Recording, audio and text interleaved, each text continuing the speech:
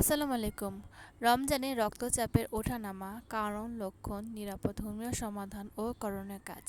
রমজানে দীর্ঘ সময় না খেয়ে থাকা, কম পানি পান করা, লবণাক্ত ভাজা খাবার বেশি খাওয়া এবং অনিয়মিত ঘুমের কারণে অনেকেরই দেখা যায় রক্তচাপের ওঠানামা, হাই বা লো ব্লাড প্রেশার সমস্যা। এটি অবহেলা করলে হৃদরোগ, স্ট্রোক ও কিডনি জটিলতার ঝুঁকি বেড়ে যায়।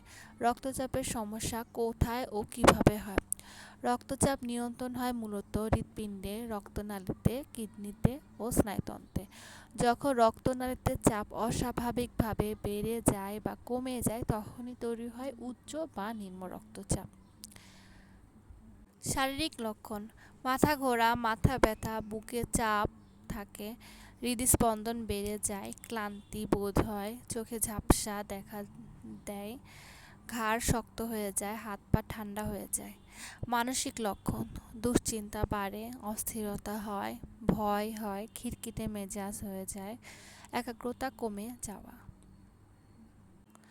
রক্তচাপ ওঠানামার প্রধান কারণ: পানির শূন্যতা, অতিরিক্ত লবণের কারণে, অনিয়মিত খাবার খেলে, মানসিক চাপ থাকলে, ঘুমের অভাবের কারণে, ধূমপান করলে, কফি ও চা বেশি খেলে, শারীরিক নিষ্ক্রিয়তা থাকলে।